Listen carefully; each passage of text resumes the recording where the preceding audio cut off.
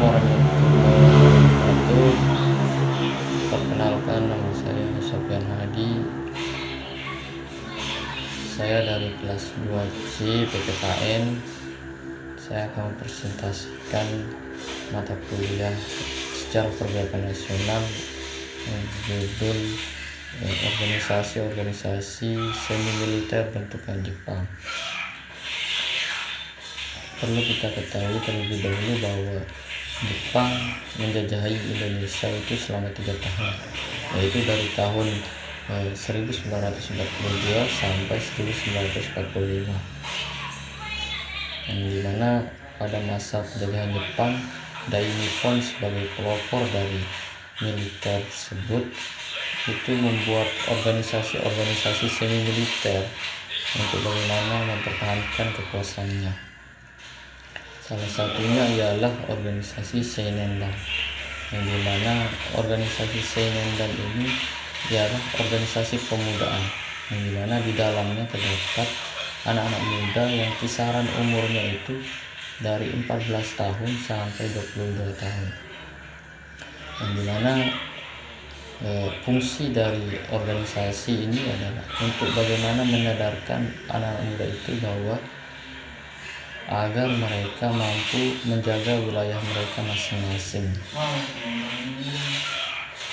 Dan organisasi Seinendan juga itu menjadi salah satu militer cadangan atau militer di barisan paling belakang untuk bagaimana menggerakkan pemuda-pemuda ini agar ikut dalam peperangan, akan tetapi itu di barisan paling belakang. Selanjutnya ialah organisasi Keibodan. Organisasi Keibodan ini adalah salah satu organisasi kewaspadaan, yang dimana di dalam organisasi tersebut itu isinya pemuda-pemuda yang kisaran umurnya itu dari 22 tahun hingga 30 tahun ke atas, yang dimana fungsi dari organisasi Keibodan ini adalah salah satunya untuk mengawasi lalu lintas atau keamanan di desa-desa. Ini sama fungsinya seperti hal kepolisian, yang dimana organisasi Keibodan juga sering berkoordinasi dengan bagian kepolisian yang ada pada waktu itu. Terus yang selanjutnya ialah organisasi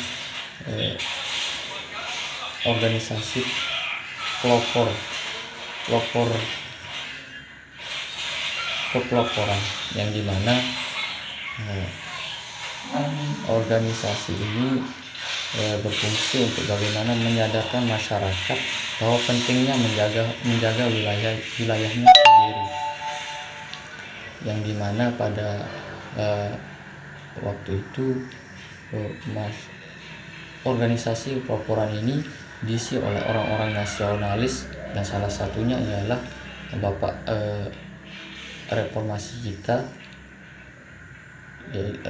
yaitu Insinyur Soekarno, yang dimana fungsi dari organisasi ini adalah untuk membangkitkan kesadaran masyarakat agar betapa pentingnya menjaga wilayah kita sendiri. Organisasi selanjutnya ialah Fujinkai, yang mana organisasi ini khusus dibentuk untuk para wanita yang kisarannya umur 15 tahun sampai ke atas, yang dimana fungsi dari organisasi ini adalah memberantas buta huruf, kesehatan, ataupun yang menjadi masalah pada waktu itu. Kan tetapi Fujinkai juga dilatih militer untuk bagaimana ketika dalam situasi mendesak itu dia mampu mempertahankan wilayahnya, sehingga Fujinkai menjadi salah satu organisasi Serikandi, yang dimana Fujinkai mampu memberantas semua kebutaan huruf, kesehatan, yang dimana itu adalah organisasi semi militer yang dibuat oleh Jepang salah satunya. Dan dalam perkembangan perempuan juga dituntut untuk bagaimana menjaga wilayahnya tersendiri agar tidak terserang oleh negara lain.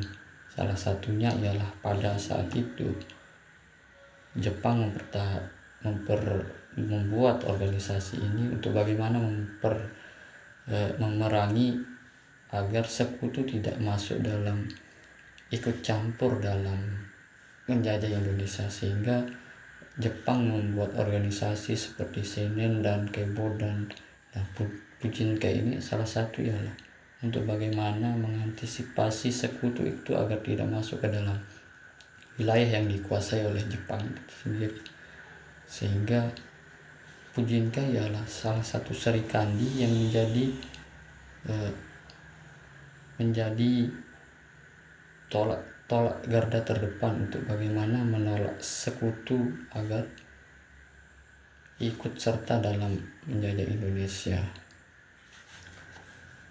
Organisasi selanjutnya ialah organisasi Hizbullah, yang dimana